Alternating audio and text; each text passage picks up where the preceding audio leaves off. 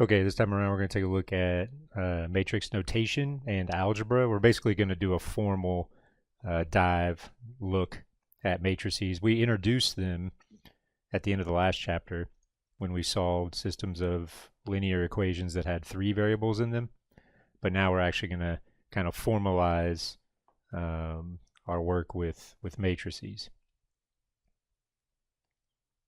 So let's go ahead and define a matrix. So as we mentioned at the end of chapter 5, a matrix is a rectangular array of numbers. So numbers arranged in a rectangular pattern. If the array has m rows and n columns, then we would say that the matrix or array has a dimension of m by n. So m rows, n columns. So we have n columns and m rows.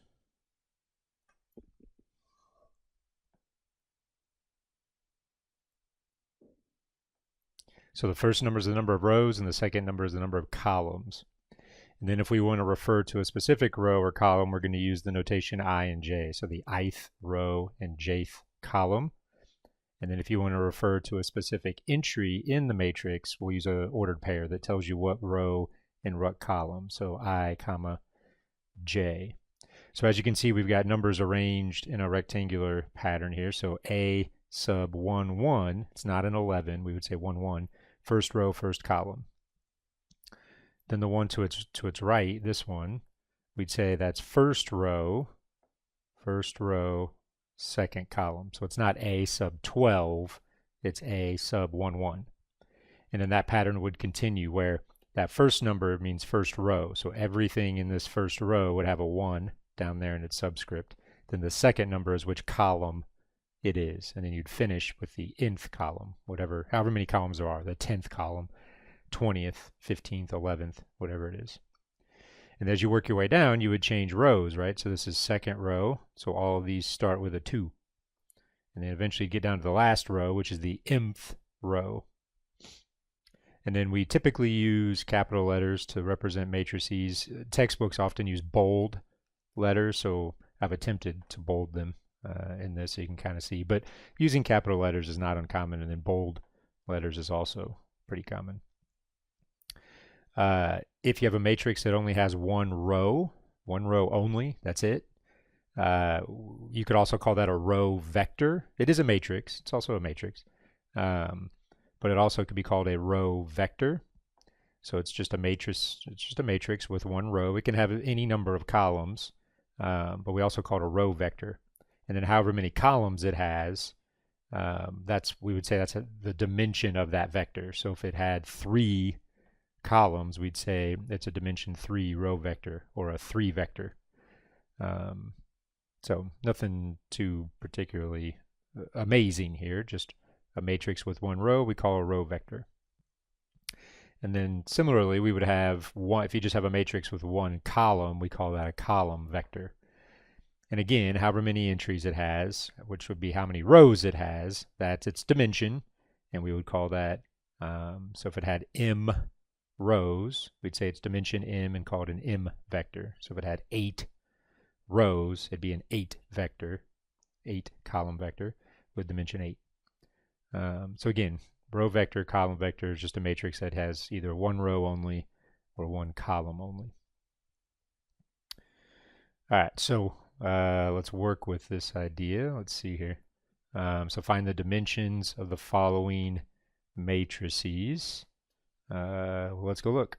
So matrix A has 2 rows and it has 3 columns. So it's got 2 rows, so it's a 2 by 3. So it's a 2 by 3 matrix. 2 rows, 3 columns. And then matrix B just has 1 row, but it's got 1, 2, 3, 4 columns. So it's a 1 by 4 matrix. And then matrix C has 1, 2, 3 rows and 1 column. So it's a 3 by 1. So A is just your standard matrix, where B is a row matrix and C is a column matrix, or a row vector, column vector.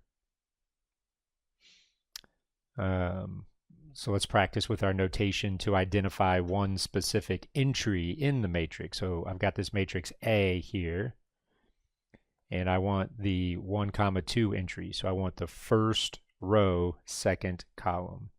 So the 1, 2 entry refers to first row, second column. So that would be 3. So that'd be 3. And then the 3, 4 entry. So the 3, 4 entry, that'd be third row, fourth column. So that's going to be 4. So we have 4 there. So you just go in the third row, fourth column, see what you find. It's a 4.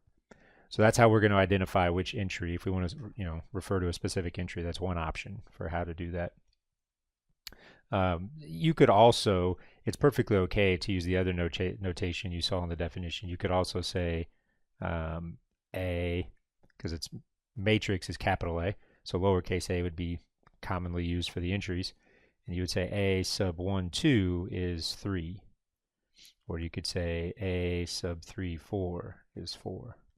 Both of those are acceptable. We should be comfortable with both of those if we see them. All right, so let's get a glimpse into why matrices can be useful. So a lot of times we do collect data, and a lot of times we put that data in a way that's already a rectangular array.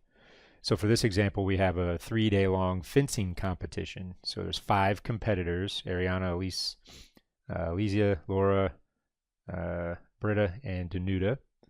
And they're going to compete against each other in epee, foil, and saber. And then the winner of this whole, the winner of each event, so the winner of epee, winner of foil, winner of saber, is the person with the highest combined totals for that event over 3 days. So they're going to compete for 3 days. So here are the scores everyone got for day 1. Here are the scores for day 2. Now let's suppose the third day is canceled for some reason, and the rules of the competition say that if that happens, then the scores for day 2 will just be doubled. So we'll just copy day 2 to be day 3's scores. And then combined, all 3 days would be combined to see who wins each event. Well, conveniently, these are already in rectangular, they're already put in a rectangular fashion and organized quite neatly. So the tables are organized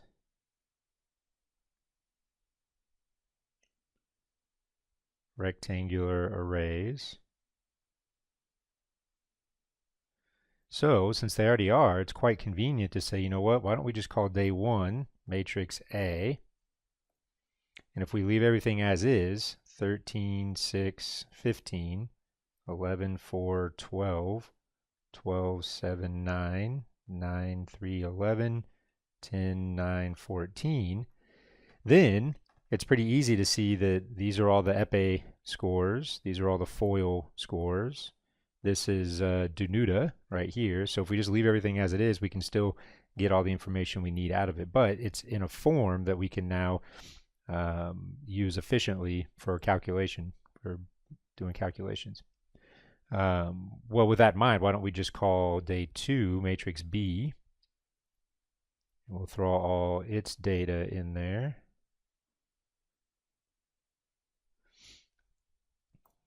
Pretty bad looking 15. Let's try that again, 15.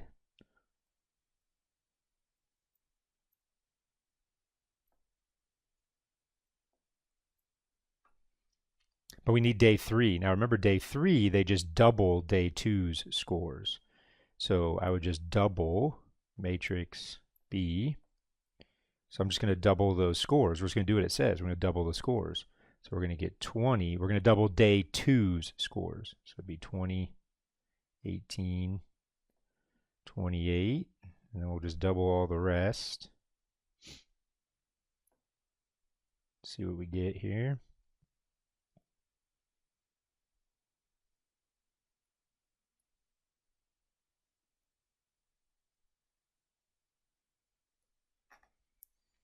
All right, so now we have scores for day 1, day 2, and day 3. Well, now we can actually go see who's going to win each event. So the rules say you just combine all 3 of these or sum all 3 days to get the total for each event for each participant, and then the highest score is going to win. So we basically just want to see what A plus B plus 2B, which is day 3, we want to see what that would be. So I'm just going to combine all their scores. So 13, 10, and 20, that makes 43. And then 11, 14, and 28, I think, makes 53. I'm sure if I screw some of these up, you'll yell at me through the screen.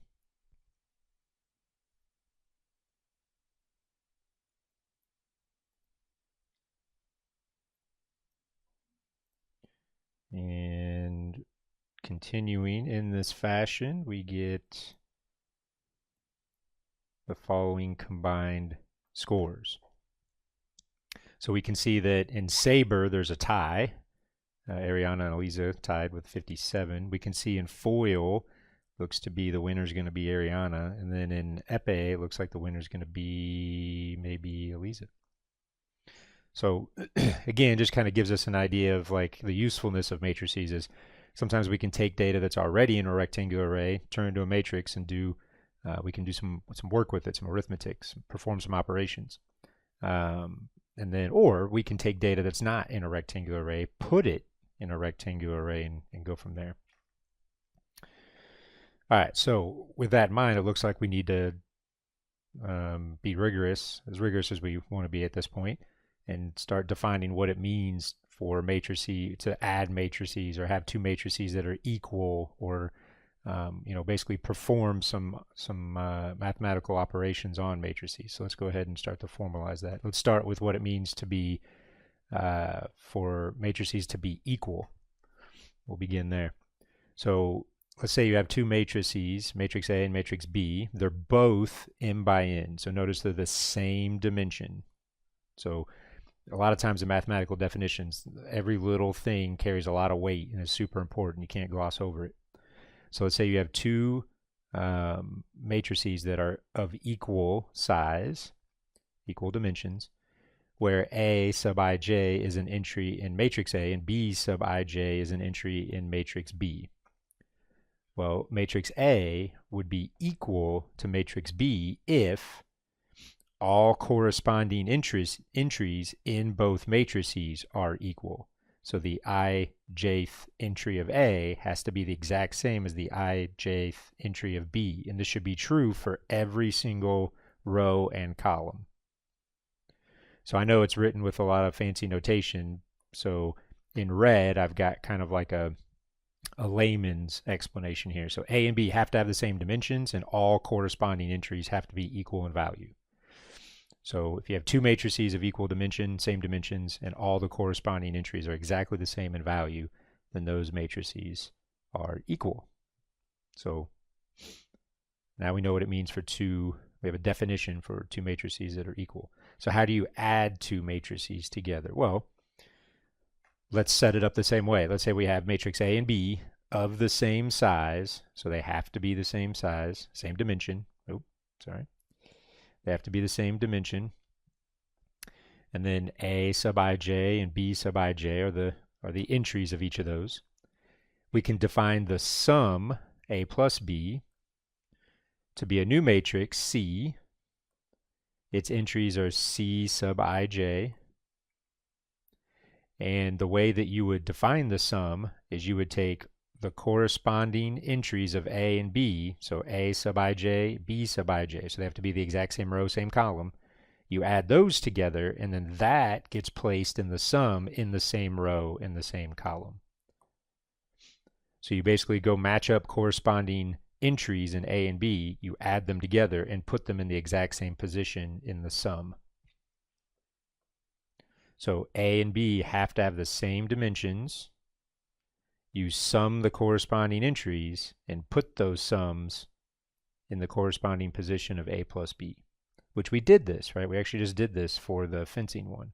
So we took 13, which is row 1, column 1, plus 10, which is row 1, column 1, plus 20, which is row 1, column 1, and we put it in row 1, column 1. So we've actually done this, but we did it in context, without really thinking much about the matrices themselves. Now we're writing a strict definition for what a sum of two matrices actually is. Well, we're also going to define something called scalar multiplication, which we actually did that too with the fencing one. So when we doubled matrix B, that's actually scalar multiplication. This is called a scalar, because in some sense it scales the matrices. So it doubled all the entries. So it's kind of like taking a rectangle and multiplying all sides by 2. You're scaling it up. So we have scalar multiplication. So now we actually want to define that.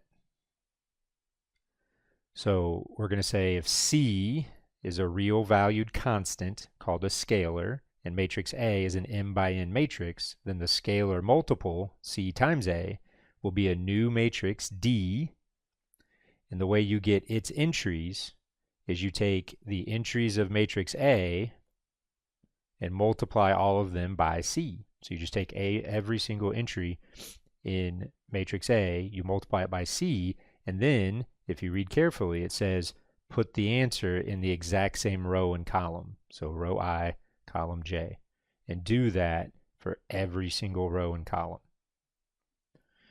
So multiply each entry of matrix A by C, and the positions don't change. So whatever position you grab from matrix A to multiply by C, put it right back in that same position, which is what we did with the fencing one. All right, so let's give that a try. So let's take matrix A and matrix B and add them together. Well, the first thing we want to do is make sure they are the same dimensions. So this is 3 rows, 2 columns, 3 rows, 2 columns. So we're good, same dimension. All right, now let's add matrix A to B. So A plus B. The definition says you take one of the entries from A, and then you add it to the same position, the entry in the same position of B, and then we just repeat that for every single position. So then it'd be 2 plus 1, 1 plus 0, negative 1 plus 2, 0 plus negative 1, 2 plus negative 3. And then we can perform that arithmetic. So that'd be 5, 1, negative 1, 3, 1, negative 1. And then that would be the sum of those two matrices. Then it asks us to perform some scalar multiplication. Basically take 2 times matrix A. So that, by definition, I would just take each entry in matrix A and multiply it by that scalar. And then we can go ahead and perform that arithmetic. It's 6, 2, 0, 4, negative 2, 4. And then that would be 2 times A. And then last, it asks us to do A minus B. Well, we don't have a definition for subtraction, so we're going to get around that by saying, well, subtraction, as we learned in Algebra 1, subtraction is really just addition of the opposite. So with that in mind, it would just be matrix A plus negative 1 times B. So it's basically scalar multiplication and addition at the same time. So I would take the entry from matrix A, I would add that to a scalar multiple of B. So it'd be negative 1 times 2. And then the next one would be 2 plus negative 1 times 1. 1 plus negative 1 times 0. What do we got? Negative 1 plus negative 1 times 2. 0 plus negative 1 times negative 1. 2 plus negative 1 times negative 3. So we'd get 3 plus negative 2 is 1. 1. 1. 1. Negative 3 and 5. So just some practice with summing two matrices together, scalar multiplication, and then how we would handle two matrices being subtracted, which is really just addition of the opposite. All right. Well, just like in Algebra 1, where we were working with real numbers, we have some properties that apply to the real numbers and their operations, and we have similar properties for matrices. So let's say you've got matrix A and B, and they're both m by n. So again, they have to be the same dimension. Got to be the same dimension. And let's have C and D be real valued constants. So C and D are constants. So it turns out we have four properties, one that resembles the commutative property from algebra, one that resembles the associative property, the associative properties that we had in algebra, and then we have two that resemble the distributive properties we had from algebra. So let's look at them real quick. So the first one says that you can change the order of your sum and it'll be the same. So if I take matrix A and add matrix B, I would have got the same thing if I would have taken B and added A. So that's the commutative property of matrix addition. So commutative property of addition, or matrix addition. Then we have another property that says if you have a scalar multiple times A and another scalar multiple times A and you add those together, you'd get the same answer if you just added the scalars first and then performed that scalar multiplication one time.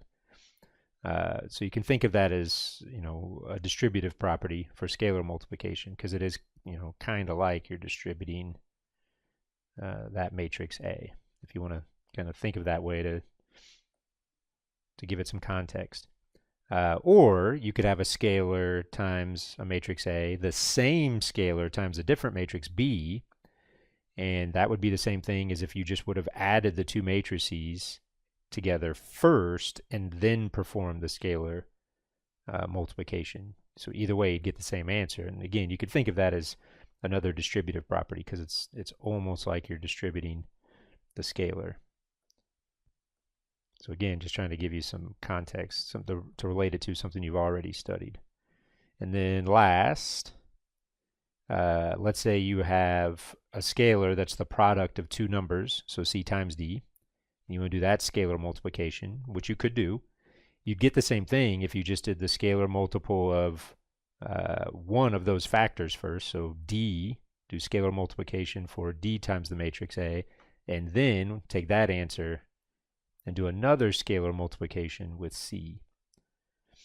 So this resembles the associative property that we had for multiplication in the real numbers. So these are four things that we don't offer the proof of those here, but they can be proven to be true. So feel free to use them as needed. Well, now we get to matrix multiplication. So matrix multiplication, multiplying two matrices together, is actually a little bit more complicated, and it's not obvious how to do it.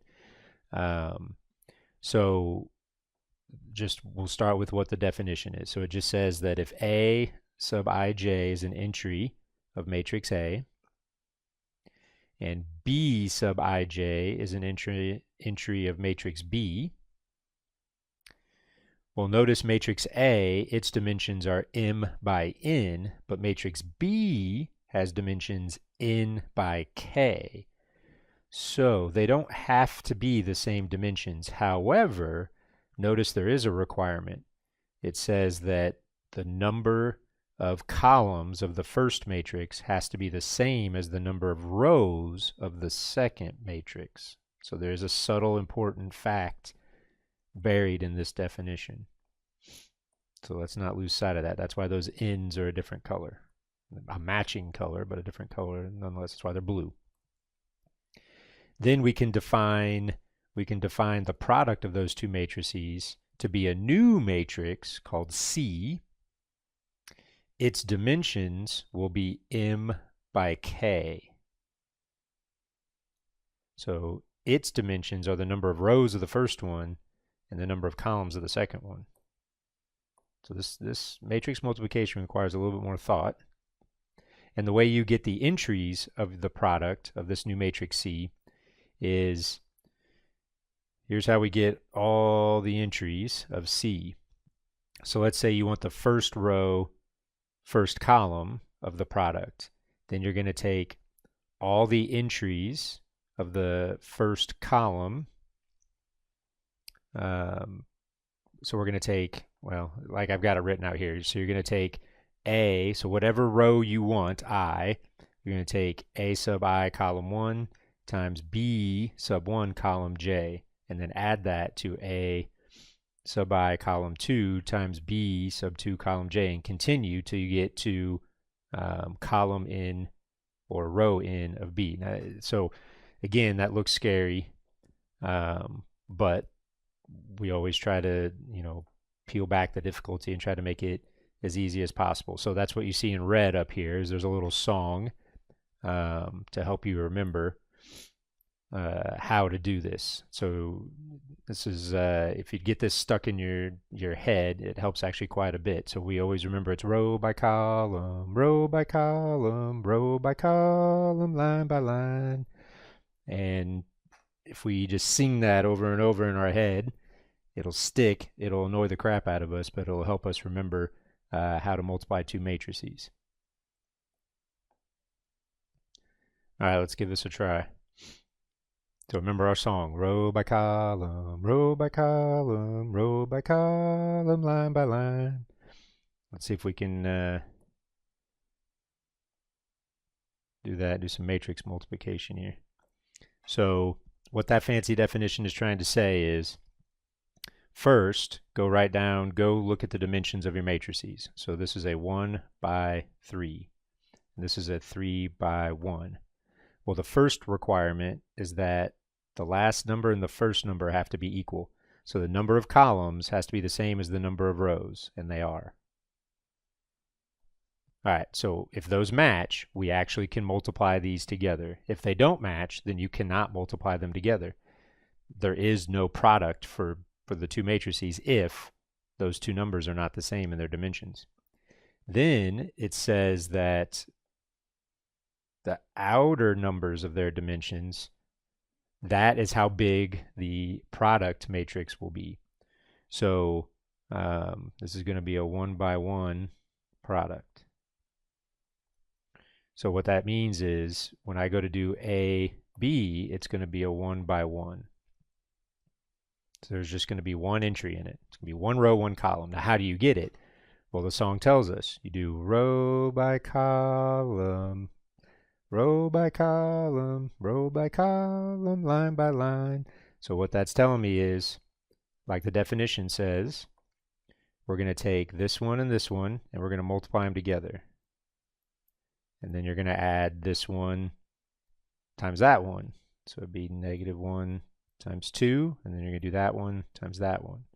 So 3 times -1. So that would be 4 minus 2 is 2. 2 plus -3 is -1, I believe. So when we multiply those two matrices together, the result is a product matrix, AB, with one entry, and it's -1. So it's row by column. So you take first row times first column, line by line. So 1 times 4, -1 times 2, 3 times -1, and add them together. So let's try that with a more complicated one. So let's do C times D and D times C. Let's do this one first, C times D. So this is 2 by 3 is a 3 by 2. So these match. So those are the same. All right, so we can proceed. There actually will be a product. And then the product is going to be a 2 by 2. Going to be a 2 by 2. So C times D is going to be a 2 by 2 matrix. So let's see if we can go find it. So we're going to do first row, first column. So it'd be 2 times 1 plus 3 times negative 1 plus negative 1 times 1. Then we're going to do first row, second column. So it's row by row, line by line, row by column, row by column, row by column, row by column, row by column, line by line. So now we'll do first row, second column. So it's going to be 2 times negative 1 plus 3 times 0 plus negative 1 times 2. Now we'll go do second row, first column. So it'd be negative 1 times 1 plus 0 times negative 1 plus 2 times 1. And then last, we'll do second row, second column. So then it's going to be negative 1 times negative 1 plus 0 times 0 plus 2 times 2. And if I didn't screw up this arithmetic, let's see. I think we get negative 2, negative 4, 1, 5. So that'd be negative 1 and negative 1 is negative 2. That would be negative 2 is negative 4. That'd be negative 1 and 2 is 1. 1 and 4 make 5. Yep. So C times D is negative 2, negative 4, 1, and 5. It's a 2 by 2 matrix. All right. Well, now let's go do D times C. So we're going to go do D times C. All right. Well, what is D? D is 1, negative 1, 1, negative 1, 0, 2.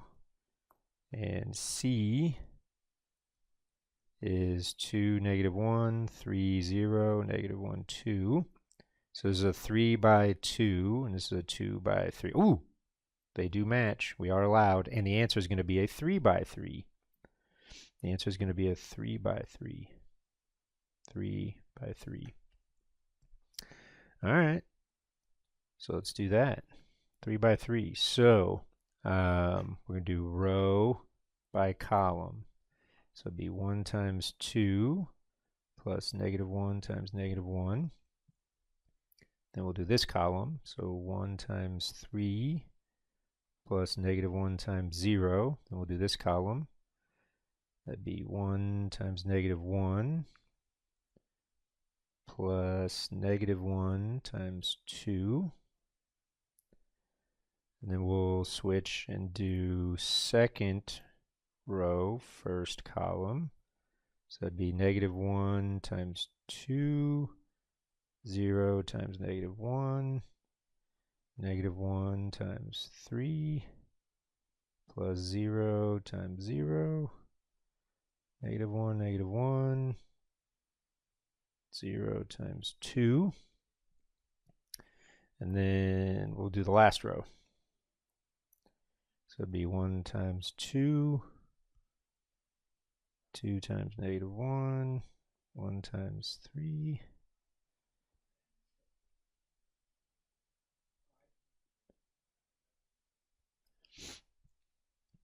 All right, so again, if I didn't screw up in anywhere in there, then DC should be a 3 by 3 matrix. And I think the result is that 3 by 3 matrix. So we multiplied C times D and D times C. So then the question is matrix multiplication commutative? Well, no, clearly not. So we just showed that CD didn't equal DC. So that's a counterexample. That one example proves that you can't just change the order of the matrices and get the same product like you can with real numbers. So in matrix multiplication, it doesn't work the same as with just regular old real numbers. All right, next up. So if we're going to talk about multiplication, we should talk about an identity, right? In the real numbers, the identity is 1. Because if I take 1 times any other number, it doesn't change the value, right? So 7 times 1 is 7. 1/2 times 1 is a half. So we say, 1 is the multiplicative identity in the real number system. Well, we'd like to have an identity for matrices too, and we do. So we have what's called the identity matrix. Notice that it is square, so it has the same number of rows as the same number of columns, so n by n. So we call that a square matrix because it's got the same dimensions, 2 by 2, 3 by 3, 8 by 8. So the identity matrix has to be square. We typically call it capital I. And then the way we define it is we basically say that the main diagonal has to have 1s. So what we call the main diagonal has to have 1s, and then every other entry has to be a 0. So we have 1s along the main diagonal, and everywhere else has to be a 0. And that matrix serves the same role, same purpose as the identity does in the real number system. So let's see that. So for example, if I take matrix A here and I multiply it by the identity matrix, which would be 1, 0, 0, 1. So this is a 2 by 2 square matrix. This is a 2 by 2. So if I take A times I, let's see what we would get. So I'd get -2 times 1 plus 1/2 times 0. And then I'd get -2 times 0 plus 1/2 times 1. 4 times 1 plus 0 times 0. 0 times 0 plus 0 times 1. And that would give me -2, 1/2, 4, and 1. No, I can't multiply. Actually gives me 0, because 0 plus 0 right here, 0 plus 0 is 0. So notice that that just ends up being matrix A.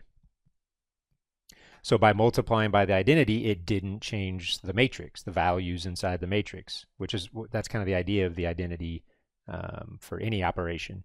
So, and it turns out you could multiply in the other direction to I as the first matrix, and it should still work. We would get, if it helps, go ahead and rewrite A down to make that multiplication easier. But we basically get -2 plus 0, and then we get 1/2 plus 0, and then we get 0 plus 4 and 1/2 plus, nope, can't multiply, can I? So 0 times 1/2 is 0, and then 1 times that is 0. So what do we get? We get -2, 1/2, 4, and 0, which is still matrix A. Still matrix A. So again, that definition for the identity matrix, what it allows us is it gives us a matrix by which we can multiply another matrix and not change the values of the entries inside the matrix, which again, that's what the identity did for us in the real number system, right? It gave us a number by which you could multiply a real number and not change its value. And remember, that actually serves, you might be thinking, well, who gives, who cares? Well, that's actually a big deal. If I've got 1/2 plus 3/5, the fact that I can multiply this by 5/5, which is 1, and the fact that I can multiply this by 2/2, which is 1, remember, that doesn't change the value of 1/2. It keeps the value as 1/2. So it gives me 5/10 and 6/10. So That's still 1/2, and that's still 3/5, but yet it allows me to combine those and see that I really have 11/10. So being able to multiply by 1 is going to serve a lot of useful purposes for us, as you'll see when we move forward with matrices. All right, we're basically at the end here. I mentioned this back in chapter 5, but I'll just bring it up again now that we've formally defined all this stuff. Remember, there's a way to represent a system of equations using matrices. And again, I brought this up back at the end of chapter 5, but let's just real quick talk about it again. So let's say I had a matrix A that was 2 by 2, and these are the entries: 2, 4, negative 2, 10. Let's say I had a column matrix, column vector, and it's got x1, x2 in it, x sub 1, x sub 2. And then let's say I've got another column vector, and it's got some constants in it, 14 and 20. Well, what would we get if we took A times X and set it equal to B? Well, now we actually know how to do matrix multiplication. So if I do A times X, I get 2 times X sub 1 plus 4 times X sub 2. Then I get negative 2 times X sub 1 plus 10 times X sub 2. And then I can set that equal to matrix B. In other words, all those entries have to be the same. So 2 sub x sub 1 plus 4 x sub 2 should equal 14. And negative 2 x sub 1 plus 10 x sub 2 should equal 20. In other words, I can write, that's a system of linear equations. So A times X equals B is like a shorthand way or a different way to just refer to a specific system of equations. And you'll see that from time to time. I wouldn't say this is a super huge concept, but it's important that when we recognize when we see something like AX equals B, that could be referring to a system of equations.